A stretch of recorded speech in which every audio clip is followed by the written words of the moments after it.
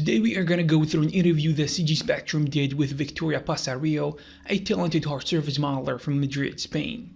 She worked on many video game projects over the years, both in studio and as a freelancer. Her job includes making weapons, mechs and other robots, in addition to buildings and other inorganic props too. So in this brief interview, we're going to learn about her workflow and gather advice for future 3D artists.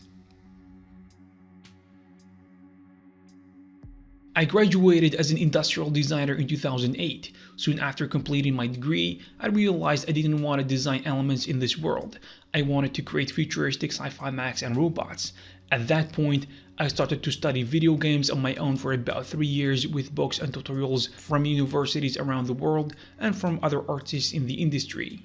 I learned everything I needed to know about the video game pipeline from 2D concept to the final in-game model, including all the steps like creating a high-res model, creating a low-poly version, proper topology, UV mapping, projecting and baking, texturing, shading, and rendering. I built a strong portfolio with some personal projects, and soon I found a job in the video game industry. I have been working on video games, cinematics, and TV shows ever since. This video is brought to you by Sketchfab, a platform for buying and selling 3D models online.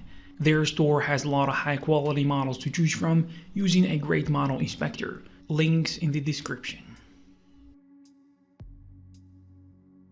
The Mandate was a project I worked on for almost 2 years. We all worked remotely from our homes and had audio conferences every day with the art team to show progress on our tasks. I really enjoyed that project. The team was composed of amazing people and artists. It was my first freelance job, so it was really challenging for me to get used to the working from home, not waking up late, and establish my own discipline and schedules for my tasks. I also remember having to learn Substance Designer for this project to create all the materials for the ships. Before this, I used to create my textures traditionally by hand, so the need to change my pipeline from the one I used to work with to a totally new one was a real challenge as well. When I saw the Dino concept on ArtStation, I really felt an attraction to it and wanted to make it in 3D. I asked the 2D artist and he gave me his approval on this. I first wanted to create Dino completely in ZBrush, but soon I realized it was going to be easier for me to create it using poly modeling with good topology. So I ended up modeling in mechs, and it took me a long time to complete it because I was working, but I made it in my free time. The main difference for me when working on a personal project is that I choose a 2D concept that contains something I want to improve on or something new I want to learn. This way, I can dedicate my own time to learn what I want to make in 3D. It is true that you always learn new things and you always improve on your skills when working professionally, but having the advantage of choosing what you learn, when, how, and how much time you want to spend on it is what I like about making personal projects. Modeling the dino, for example, I wanted to learn how to make dynamic silhouettes, as well as how to make all the links for the tail and column and how to rig them to be able to pose it. I also improved a lot of my general modeling techniques and my rendering setup in KeyShot. So after completing personal projects, when the time comes for a new job in the industry, you will have more knowledge and experience in solving different kinds of challenges. I break the model down into different areas, and I start to build the main big shapes first. Once I have the base mesh done with the correct proportions and gestures, I proceed to add more complementary elements like pistons, joints, or secondary pieces inside the main ones. From there, I start to detail all the pieces, and at the end, I add the cables, and I always love to add various mechanical pieces to my robots.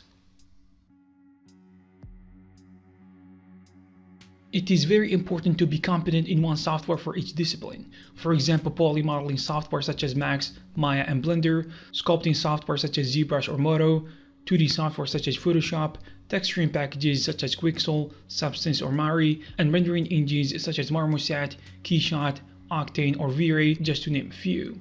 For my projects, I usually work with Max, ZBrush, Photoshop, Quixel, and Marmoset or KeyShot. There are also important software to know like UV Layout, TurboGun, and Xnormal that I sometimes use as well. I worked full-time at Gameloft and other small studios before starting freelancing work. While freelancing, the process, time, deadline, etc. mostly depend on the client and the project, so it differs from one to the other. In my experience, I have seen two major differences working in a studio versus freelancing. First, working in a studio, you will always have more involvement in the whole project. For example, you can talk with programmers and see what they are doing. You can see how animators are using your models, and you can have access to the complete project, in addition to integrating models yourself in the engine and see how it is working with the rest of the environment, etc. When working as a freelancer, you usually only need to take care of your task, make your model and deliver it. Your lead artist will be in touch for any changes or fixes it may need after they have tested it. Secondly, by working freelance, you have the opportunity to work with different clients, different people, teams, leads, pipelines, software, styles, etc. And you will probably have the chance to work on a variety of tasks from one contact to another.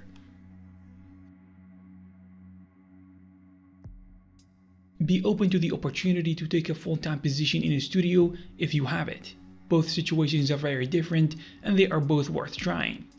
You are probably the kind of person who feels more comfortable working quietly at home, but you also may enjoy being surrounded with other talented colleagues while you work. In general, we are more used to the idea of waking up at a specific time, going to school, university or work, spending our time there at a specific time, turning off the PC and heading home. However, being a freelancer requires an extra level of discipline. There will be nobody to tell you if you are late or if you are running out of time. You may need to be more self-enthusiastic and organized so you don't miss a deadline. You need to be extremely good at clean topology, good use of chamfers and smoothing groups, in addition to great UV layouts and understanding of PBR and good development of textures. A good portfolio will also show a good eye for proportions, silhouettes and gestures, in addition to attention to details in all aspects and images of the work with good enough lighting to be able to see the best of the model and textures. One thing I do know is that people give us advice all the time, whether we know it or not. We just need to be aware and take advantage of it. It may not be in our best interest at the moment, but will probably be helpful in the future. I hope you found this interview useful and informative. If you have something to add, you can leave it in the comment section below. Also, you can check some of our previous videos. Thank you very much and I'll see you in the next one.